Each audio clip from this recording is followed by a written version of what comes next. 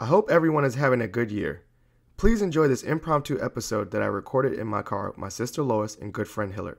In this episode, we discuss the lessons we learned this past year. I'd also like to announce that Ryan Roseman, the creator of the intro and outro music for the podcast, has created a new SoundCloud page. I have included the link in the show notes. Without further ado, enjoy the show.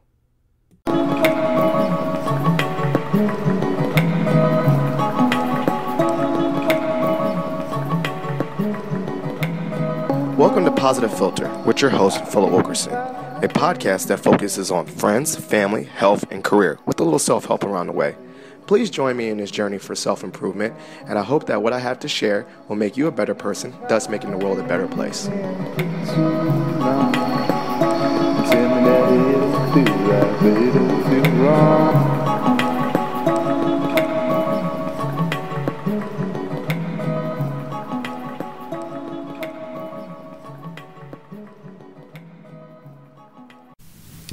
Positive Philter listeners, this has been a while, and we're back with another episode. I have with me two guests, or actually three. I have my sister. Hey, it's Lois. And my boy. What's up? Hillard. It's Hillard. And we're not recording over the phone. We're actually live in person. And our third guest right now is my son, who's passed out in the car. We are recording this in my sound studio, aka our car, because my son took a nap. And we're stuck, right?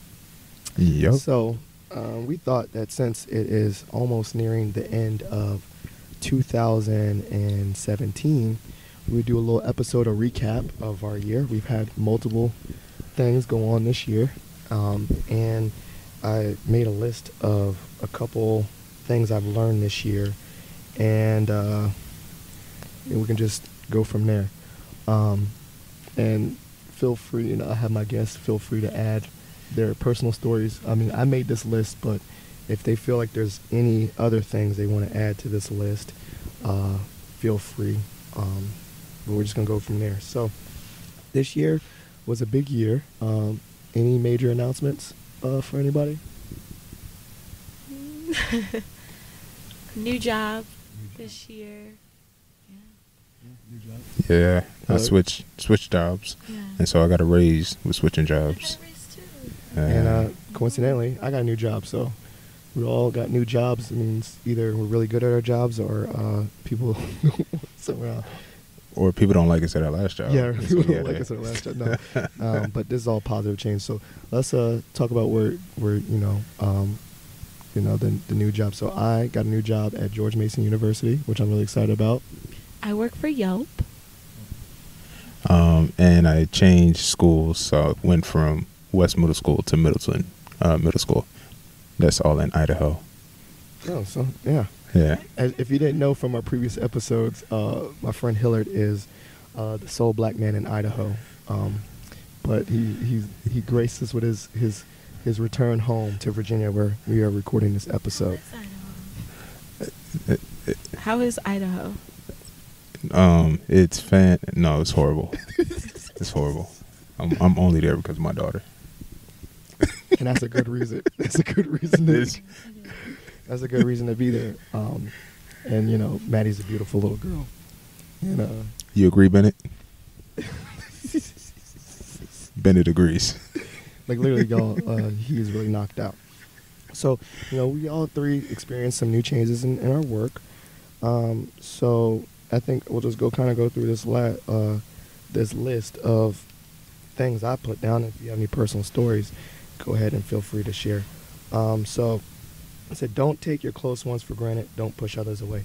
So, this year with the Positive Philter and the new podcast, it's been really a journey of trying to be a better person. And what I've learned through the Ill Phil Awards and all that stuff is that, to do things of these endeavors, these podcasts, you need support and things from loved ones and whatnot. So I figure, don't take people for granted. And during this year, we've experienced some loss. Some people have passed away. Yeah. And I think those are always opportunities when you see a person pass away. How you don't take people for granted. Yeah. So I've experienced some loss, and a couple people in our lives have died this year. Mm-hmm. I don't want to put their business out there, or some unexpected deaths, and those always reframe and make you, realize not to take people for granted. And obviously, with the Ill Phil Awards and this podcast, you try to reach out to people, try to let people know they're cared for. But that was kind of my example for the close ones for granted thing. Any other examples for that one? Well, I would say just like, keep my circle. Keep it close, keep it tight, keep it small. For me, because loyalty is a big thing. And everything that I went through this year, with the divorce and all that, just having my group of friends that was there for me, huge support. And it just reassures that, I do have a solid foundation, within my group of friends, and then also my family too. There was certain family members I could turn to, excuse me, a lot more. So it really, just keeping that circle tight, to go along with that. A good example would probably be, not everybody that you started with is going to be the same people that you finish with. That friends come and go. Some stay for, a reason, a season, but it's okay. Sometimes it's not even anything personal. It's just people go different paths in order to reach their destiny. So learning that, not everybody that was there at the beginning is going to be there throughout the end, but you cherish the ones that do. That's actually true. I mean, I'm gonna jump off of that too, because you are closer to people at certain times. Big life changes. There's lost friends here and there, and I think agree with you about sometimes it's not even a beef thing. You got kids, you get busy with work, and that person that you probably see every day, you don't see them but 3 times a year, maybe once. So obviously, to go back to the point of not taking them for granted, honestly, when you do see those people you don't get to see very often, you're very happy to see them. And you're right, at the beginning of the year, you might be really heavy and work together, but I have new coworkers now, so I might not get to see my old coworkers, and that's right. Another reason of just a relationship kind of changing, not really ending per se, but not being as frequent. Number 2, drink more water. Phil just learned that this year. I just learned that water is important. Yeah, I drink a lot of coffee. I drink a lot of bourbon. I don't think I drink a lot of water. There's water in both, so you good, right? Actually, yeah. So. No, Phil, you're not good. Yeah, Drink more water. That point was kind of whack. I was trying to make a list of 10, and I only got to a list of 8. But honestly, that's a good lesson for everybody. Drink water. Your body's made of water. Bennett, I'm really surprised my son is still sleeping. We might not even use this episode per se, but we want to see how this sounds. Yeah. This is actually pretty interesting. You drink a lot of water? I just learned that you should chase with water. That actually really it keeps from hangovers. A friend taught me. Said actually I hadn't been chasing with water. Take shots and chase with water. Okay, see, look at the mindset, man. I'm like, that's the youth. That's the youth. And I miss it. I don't do that either. No, I just miss that mindset. I'm like, yo, I feel so old, because that's the last thing I would think of. I actually got I got sick when I thought about that. I was like, oh my gosh, a hangover. I don't want to feel that right now. I've had a couple hangovers this year. I don't obviously drink as hard as I used to. And I found another, this is a pro tip, is a Pedialyte. It has electrolytes. But that strategy, Lois, is actually I've heard about, I didn't hear about chasing after water, but I heard when you come home from a night of drinking, you should pound at least a glass of water. So drink more water, y'all. That actually kind of fit in. That was a good point. Thank you, Lois. That's good though. That we are old, actually. Practice positivity and positive thinking. Now this is going to be back to, everyone is very familiar with the exercise of the body, right? You work out. But I think with positive thinking, it needs to be exercised because, one, it doesn't come naturally to everybody, and two, you know, there's times where it's easier to be a positive mindset than not. So I try to think of how to make positive thinking an exercise. For me, I write down 3 things I'm grateful for every morning, and then I write a highlight of the day. I think that's an exercise. It helps me realize that, you know, it's something to practice. Some other people, you know, more religious people, pray at the end of the day or pray at the beginning of the day. It's actually training yourself. That would more likely, I guess, be training yourself spiritually. But the point is, it has to be a routine. You can't just like pray sporadically or think positively sporadically. You have to actually work at it. What do you guys think about that one? So at Yelp, I sell advertising, and so the biggest thing with us is that it's a part of our training, is that there's one of our values is authenticity and positive thinking, actually. So we're trained to, like, everything can be turned to something positive. So it's actually good that I have my job where I need to learn that personally, but also, you know, in my work life. So I think that, like a muscle, you have to train your mind, and there's a level of resilience that comes with positive thinking. No, here's a follow-up one for you, Lois. At Yelp, when they say practice positive thinking, is there any exercises or assignments associated with work or things you do at meetings to practice that positivity? Like, do they make everyone say a highlight of the week or something?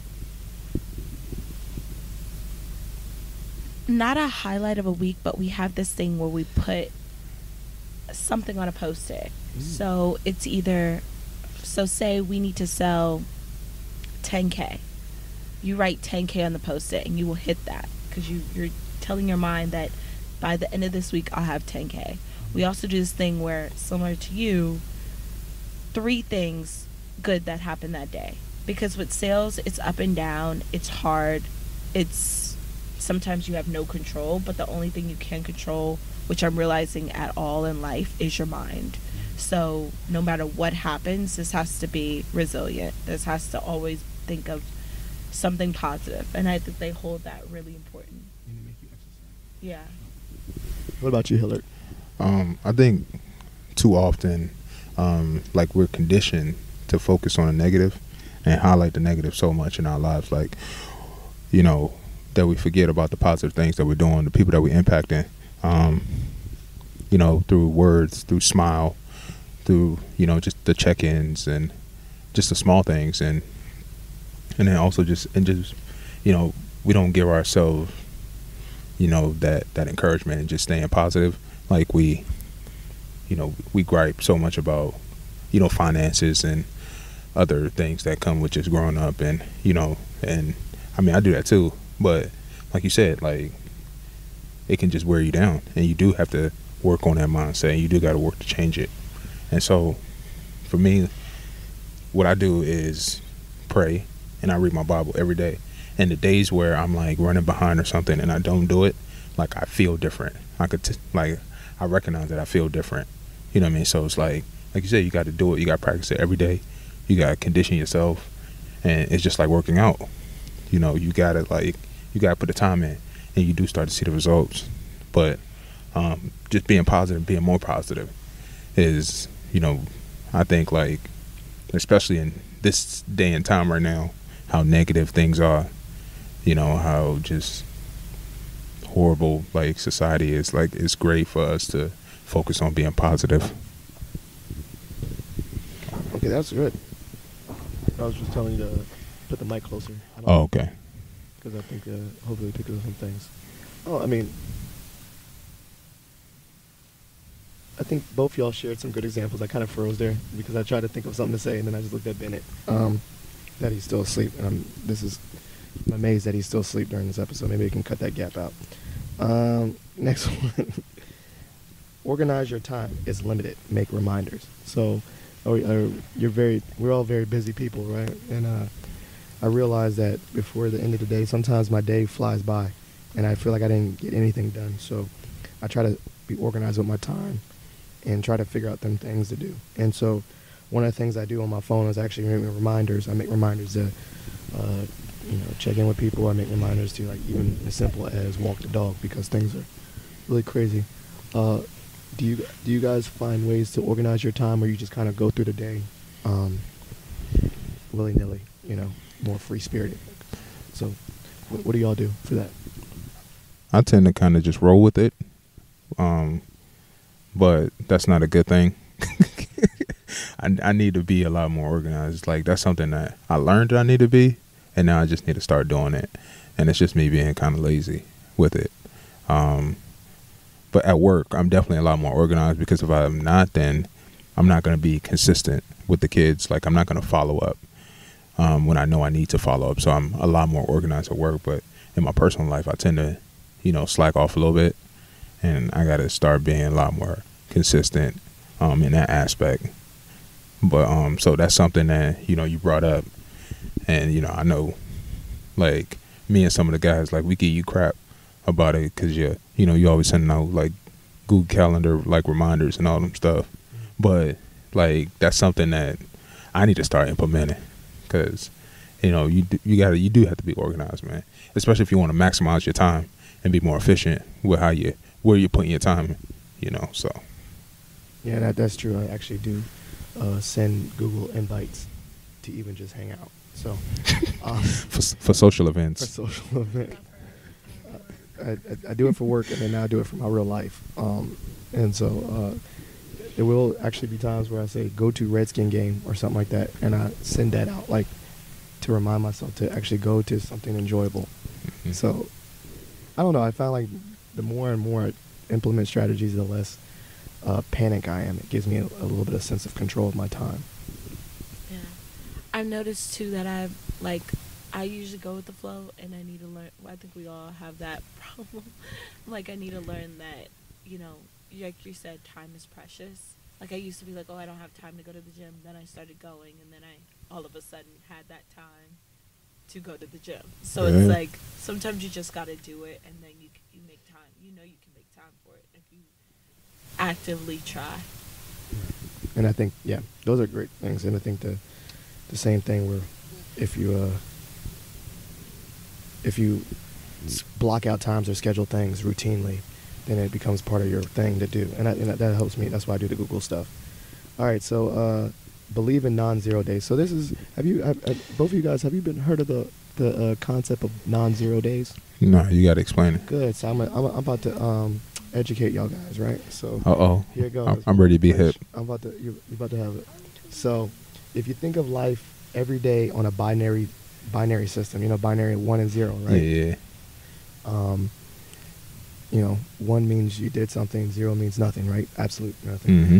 So it goes with the mindset that every day you can do at least one thing, and it's a non-zero day that you did accomplish something, and then you can mold that. So, with that being said, is that you go through every day accomplishing at least one goal, one objective, one thing, right? As opposed to 0, then every day is a victory. So let's say you don't, it's almost like the highlight thing, but it's not really. Like, let's say you want to work out and you want to get in better shape, right? We always have a tendency to look at the big generalization of getting better shape. But what could that actually mean? Like, maybe for a non-zero day, meaning like, today I'll do one push-up, like one single push-up, right? So then therefore you did one thing towards your goal of getting in better shape. And then you can expand upon that and make it more generalized, not more generalized, but more elaborate than that. But it goes to the concept that, if you do one thing toward an actionable task, then you lived a non-zero day. No day is wasted, right? No day was a complete wash. So I listened to a podcast from my friends called the Movement Docs, and I thought about that, and I was like, okay, well, then I had one goal today. Like, I didn't really make it a goal, but I donated some clothes to Goodwill. So that was one thing that was good. That was an action that I took today. And there's less clothes in my house. We recorded this podcast, which whether we use it or not, we recorded it. We did one action step, one goal for the day. So if you look at that, the non-zero days, you basically win every day, unless you really completely did nothing. But there's no day even where you really not done anything. And another concept is that it kind of rewards you that you exist in three different people. There's the past self, the present self, and the future self of you, right? So in this concept of non-zero days, every action that you took today is going to benefit yourself, your future self. So you feel like if you feel like, what am I doing it for? Well, you're making your future self better. Right. And then you are presently using your present self. But then for the past self, you kind of just forget it. You move on to the next day. Like if you really didn't get to do something, you forget about it because you have a new day to start at least one step. Okay. So it's I don't know. It's not really like a mind blowing concept, but it makes you rethink of everything. Yeah. And for me, my 1-0 day could be like doing something at work or doing something for Bennett or doing something with family. But maybe somewhere out there's a person that's in a hospital, right? Mm-hmm. And their one thing was, I want to be able to sit up for 5 minutes. Right. And then they won that day. They at least did that one thing where they get set up. So it's a way big or small, big goals, little goals that you can accomplish something and you fulfilled something for that day. So that was the concept of non-zero days. Shout out to my friends Jacob and Mike on their podcast for explaining that. They probably explained it way better. So, take a listen to that episode. But, that was just kind of a thing that stuck with me, and that's something I think about this year. But then it ties into the positive thinking too. You know what I mean? Like I accomplished that one thing. Mm-hmm. I accomplished something. Like make you feel good about yourself. So yeah, so that's dope. Yeah, I'm on that because every day I wake up, I make my bed and I brush my teeth. So I'm winning. Yeah, that's it. And they even brought that up. That was one of their examples. One of their examples was I simple wake up stuff every day. That was one of their examples. Like every day, if that's one of your one things, is I'll wake up every morning and make my bed. And you did at least one thing that you wanted to do. Yeah. And you accomplished that every day.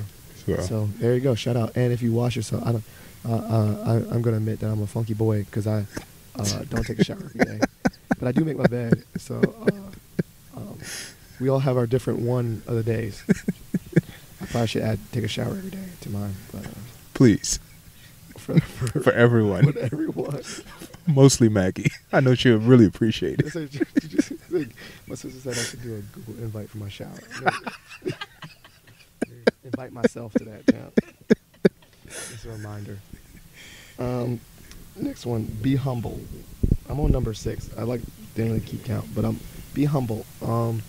A lot of good things have happened to me this year. Joining Alpha Alpha, getting a new job, finding out I'm gonna be a father ×2, all these things. But and Positive Philter, even starting that. But you got to be humble, because I don't know, just feel like riding high.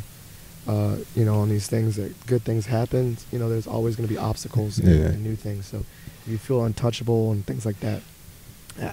And also, just in general, being humble, as in, just because you accomplish certain things means you need to still be hungry to accomplish more things and not get cocky or get complacent. That's what it is. That was one of my things this year, or going into the new year, is while 2007 was full of lots of cool things, I need to be humble for next year. Right.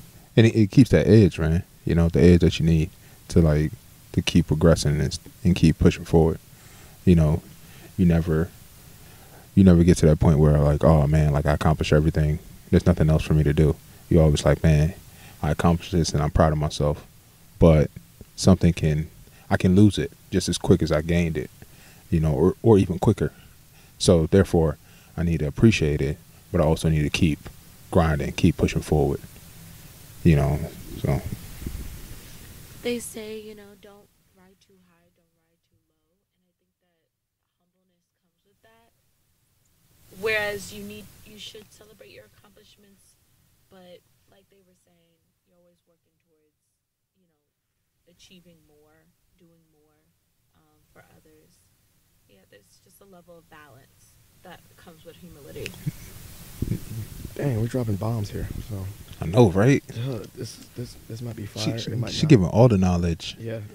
especially with the water shot. Jeez, Like, yo, first of all, I wish I'd heard about that joint. Like, No, I mean, look, I mean that was a knowledge jump. I remember one time. This is a story. You know, I like to. I'm kind of narcissistic. So I'm gonna bring all these stories back to me because I'm the host of Positive Philter. But I remember one time I was out and about. Were you here, Hillard? You were here. About humble too. Yeah, yeah. I literally just went the opposite of the tip I did for humble. Shout out to me. shout out to me. Well, one of the examples was, I think Hillary, you were there. I drank a lot, and we were in Arlington, and I was drinking, and everyone was like, "Yo, Phil, you probably should stop drinking." And I said, "Okay." And I remember someone gave me a shot of water. Oh yeah, we were going out. It was a guy's night out, and we were going to go out. And we gave it. And you and Maggie, you guys were living in an apartment. Yeah. Yeah, and I gave you the, Shot cause you of was water. like, yeah, he wanted another shot of vodka, and I was like, oh yeah, you can definitely have it. Here you go. And it was a shot of water. Yeah. And I took it, and I said, "Oh, good. Oh, that burns." And everyone looked at me. And We was just like, "That's started water." dying laughing. Yeah. So I literally, in life, when I thought about chasing your shots with water, I actually chased something with the actual shot of water. Yeah. So full circle. I mean, Yeah. that's a good point. Yeah. Chase with water, y'all. Number 7, ask other for help. A lot of this whole year too was getting help from other people. Well, this podcast was because I asked questions and people helped me. While I was online, I had to lean on my line brothers for help because they had better skills and things when we had to, do things. I don't know, just this whole year was getting help from other people.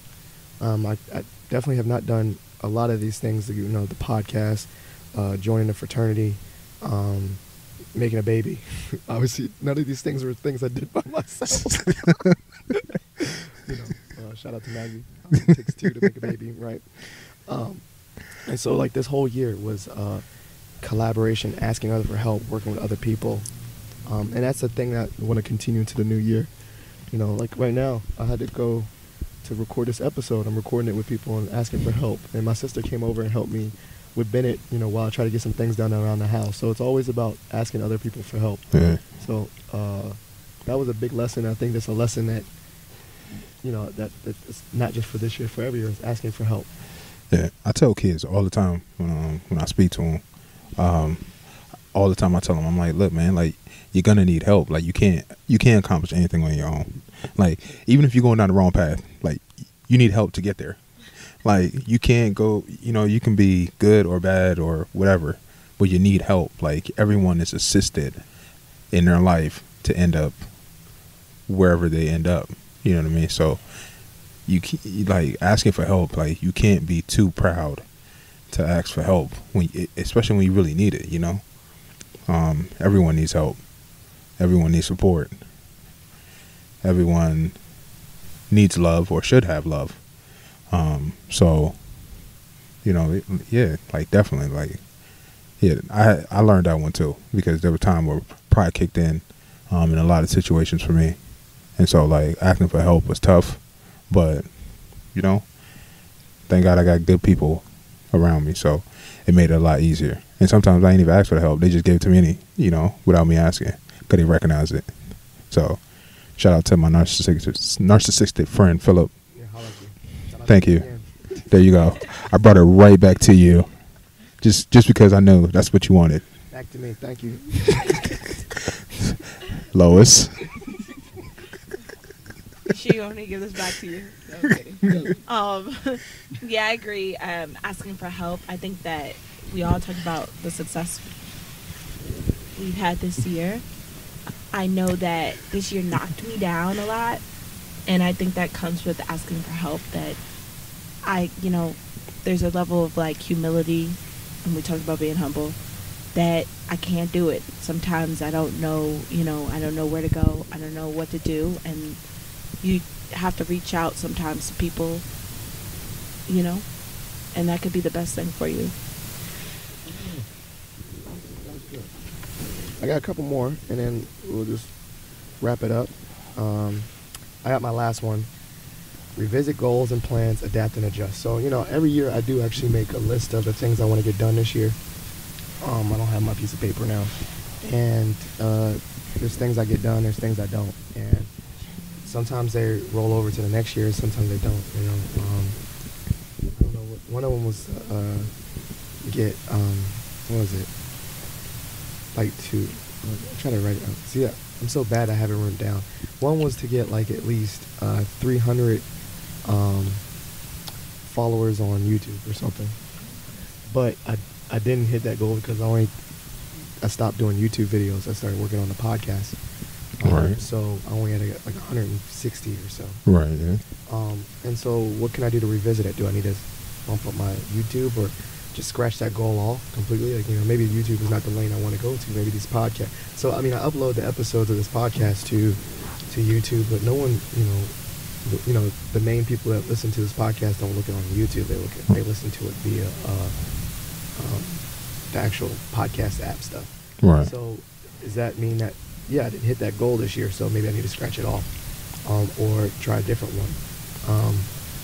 Another one was to, deadlift 600. I had that at the beginning of the year when I was lifting again, but I haven't been lifting like that. So I don't know, maybe one of my goals is just to get back in the gym consistently. So you have to adapt goals. You set goals for the year. You revisit them. You change them. One of my goals was to start a podcast. That wasn't at the beginning of the year. I didn't even know I was going to do it. It was kind of adapted as I went along. So it's I think routinely you check in on your goals, you adapt, you adjust, you revisit. So when people have these annual goals for 2017, I encourage people to set a goal for the year, but then have check-in points. Mm-hmm. And see which ones you really are not going to do. Don't beat yourself up about ones that you had to scratch off that you couldn't get to. Or also prioritize. Maybe there's one that you already started on, and shift that up to the one thing. So kind of adapt and adjust.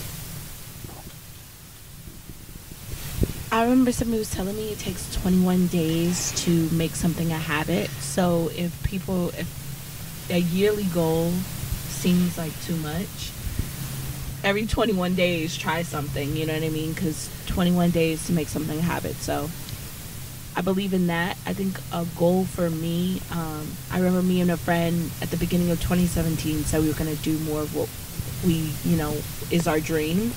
And I had said, she said voice lessons. I had said I'm going to get back into acting classes. I morphed it. So 2018 for sure, I'm going to do some improv. And that's going to be my way to get back into theater. We'll see where it goes from there. But just to at least get my feet wet.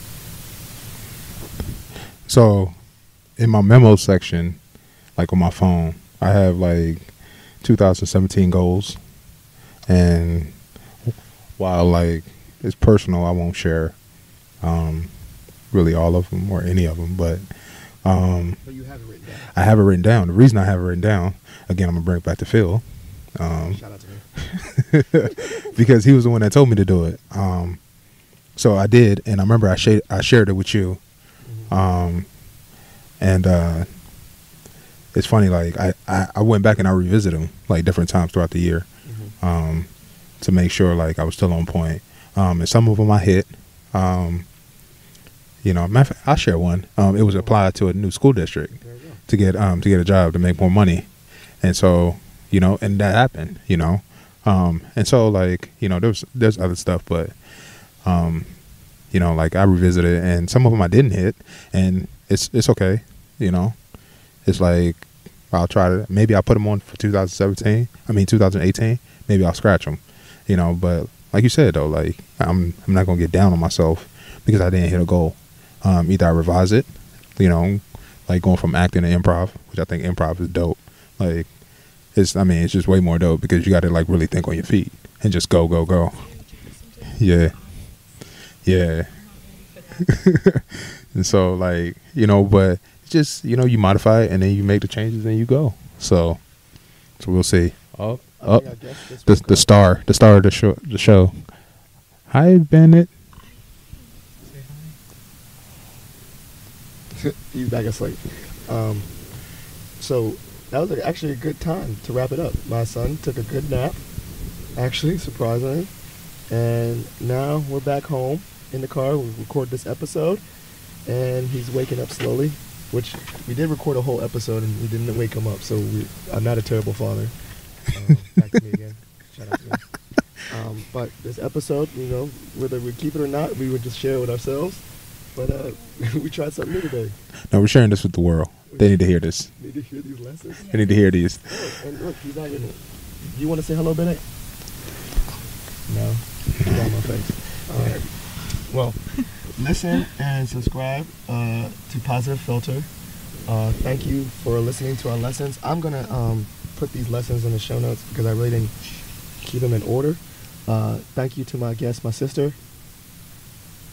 I don't know what to say. I just put the mic in her face, but I want to say shout out to my sister for being a guest. Had a good time. Yeah, she had a good time. Yeah, it was good. Yeah. And I learned a lot. Hillard, shout out to you. Yes, happy to be here and not there. No, I'm joking. But no, just happy to be home and to be around. Shots of water. Yeah. Shots of water. That's the lesson. Don't ever forget that, yo. Shots of water, especially to the young ones, man. I won't do that because I'm putting those days behind me, but shots of water, that's dope. Drink water. And lastly, is there anything that you want to plug? So, Positive Philter, Instagram, Twitter.